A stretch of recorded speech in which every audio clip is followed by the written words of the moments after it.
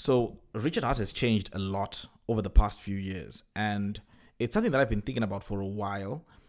And when Somi kind of alluded to that, kind of said something along those lines, I thought that since this is something that's already in the zeitgeist, I might as well make a video about it now. Now, what's happening is that there is a team that launched on PulseChain, right? GOFURS. And they launched on PulseChain, they are on Ethereum as well, and they are planning to launch on Solana. So when they say that they're going to launch on Solana, Somi made a video about this. And when he made a video, some people started to say that, well, look, this is I think they call it a vampire attack, right? This is bad. Why are you doing this? You should be bringing people onto Pulse and all that stuff. And when that happened, Somi explained a few things, right? He said that, look, this team is trying to gain adoption for PulseChain in the long run, right? And now I disagree with that. I don't think that the team are trying to build, are doing this to build adoption to PulseChain. But I can understand why they would say that, right? And let me just explain the whole story of how I see everything and how everything stands. Now he explains that the team are trying to build adoption for PulseChain, and then he explains that we've done some things that have not worked, right? Outreach marketing didn't work. It lost people. And I think he spoke, I don't know if he spoke about it, farming incentive token. We had the people who received free Pepe, they could farm for incentive token. So there are these projects that were these kind of marketing pushes, marketing drives that really did not yield much in terms of new adoption coming to the space. And then he says that this is a good strategy to try and bring more people. Now, I do think that we should experiment with as much stuff as possible to try and bring people onto PulseChain. I don't think this will work. But I also think we should do things that I don't think will work in order to find the right fit. Because we all have this bias to think that we have all the answers, we know everything. So I do think that the market needs to be open enough to allow for different ideas, even ones you don't agree with. Now, I don't think this will bring adoption. I do think that I don't think the team thinks this will bring adoption. I think the team are doing this because this will potentially bring gains to their community. And the reason is simple. Stuff on Solana is pumping right now. And wherever the party is, that's where the gains seem concentrated for now. If you look at all the major meme coins that have done really well, I think there's the latest one, is it something off meme?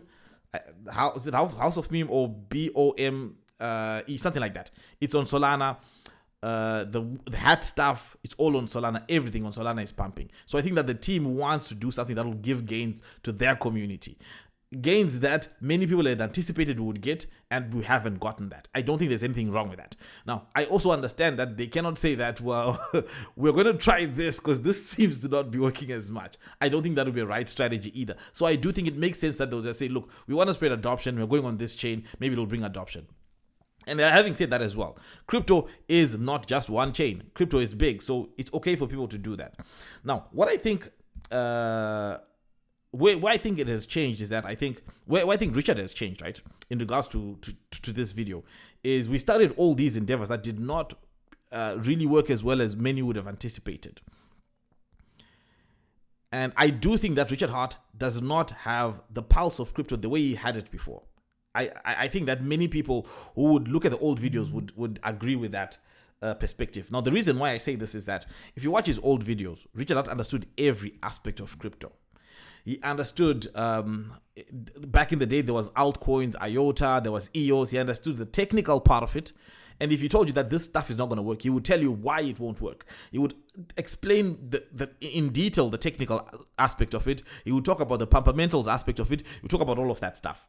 And that has changed significantly. Like right now we had NFTs and he was anti-NFT. He still's probably kind of anti-NFTs, but his anti-NFT message is not as strong or as compelling as the messages when he made the videos back in the day. And you might want to say that, well, he does. But I think that one thing that you got to understand is this, that I think he's a very obsessive guy who, when he gets into something, he really goes deep into it, hours and hours and hours and days, sometimes probably without sleeping or anything, just absorbing that stuff. I do think that the past few weeks or years or months, probably the SEC is taking up a lot of time. So he's been learning up about the legal system, how that works, because obviously he's not a legal professional, but he has many times tweeted about legal texts. He has thrown out defense strategy, and he is not a lawyer, right? And then you have PulseChain, right? Managing PulseChain. right? I mean, as much as we might not want to admit it, probably someone is in the background saying that, okay, look, we need this upgrade. We need to do this. This is how we need to maintain. Someone is maintaining the code. Now, I haven't looked at the GitHub, but I'm sure there's always some commits at the GitHub. So someone is managing that stuff. It's not just doing itself. And then you've got PulseX. And then you've got the different tokens. And then you've got, obviously, being out there on Twitter and putting out all those messages. I do think that his focus right now is not on fundamentals, but it's on building infrastructure for the long term. So having said that, I do think that when many people say, when every strategy is tried and sometimes the strategy just doesn't work, we always say, well, it's secret game plan. It's 3D chess. There's a secret plan to it. I do think at some point, maybe insiders, right? People who are in a circle need to acknowledge some things that, okay, this didn't work. Let's try this. Let's try this. Let's try this. And obviously as well, maybe in some instances, it might be good to have a little bit of like different people handling different things. Now, that's how I'm looking at this. And so all in all, I do think, I don't think it's a bad thing that some teams on PulseChain are building other places. I do think that it probably will attract some people. It will attract some people, but not as much as would have been anticipated. Now, is it bad for Pulse or is it good? I think it's indifferent. I don't think it's good or bad. I just think it is, and I do think that it's if a team is working to give their community gains, I don't think there's anything wrong with that. And after all, for us, for the most part in the crypto space, we're here for one thing, that's number go up.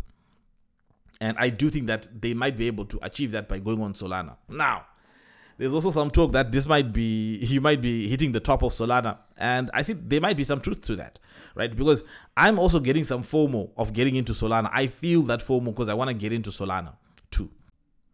Now, having said all of this, I do think we need to also look at this in context, right? And look at, okay, PulseChain launched.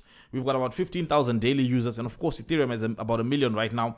But a lot of the amount of users that are on other chains that are really big, those big numbers, the building has been happening for a very, very long time. They've been building for a very, very long time. If you look at other chains that have launched in the same time frame that PulseChain launched, many of them don't have anywhere near the numbers that PulseChain has.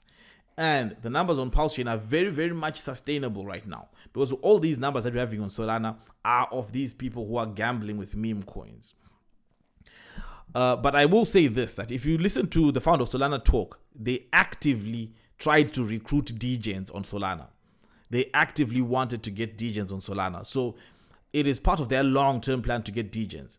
He talks about people in crypto, about these degens, not as long-term believers, but as like the high-power users of crypto, the degens. So that's why if you look at their NFT strategy, is very strong. If you look at that meme coin strategy, and it is a strategy, it's very strong. They airdropped multiple coins on their phone. They released shoes. So they've really had this big push to gain more adoption, and it seems to be kind of working for them. Now, we also will need to have also our own big push. We've had big pushes before, right? I mean, we've had the NASCAR racing car thing. We've had sponsorship of a fight. We've had the football club thing didn't quite work out, but we've had that. So we have had some community-driven, really effective marketing strategies. And so I think we do have many, many, many, many wins. And we have the biggest advantage of PulseChain right now is, I think we can pretty much all agree that it has not pumped yet. And the potential for pump there is huge. The potential is huge, the potential of a pump. And I think that it's good to look at it objectively and say, okay, some things might not have worked, but some things really did work really, really well. Now, the one thing that I think was the most powerful tool that we had that we don't really have anymore is the Richard Heart live streams. That stuff is next level ninja marketing moves that if they can ever come back, I think that would send PulseChain to the stratosphere, right? That's where I think that the big game changer is. But outside of that, we can also, if we would have more concerted, look, there's there, right? I mean, right now there's a PulseChain tour. There's what Matty Allen does with the PulseChain conference. There's many streamers, many projects on PulseChain. So PulseChain is almost that hidden, undiscovered gem yet that everybody seems to be sleeping on, but one day will wake up as a huge giant. And I think this will happen. But I do think in terms of looking at fundamentals, I don't think Richard Hart's mind or his efforts are focused on fundamentals. I don't think they are. Even on trading, I mean, because yes, he did buy Ethereum at about over 3,500.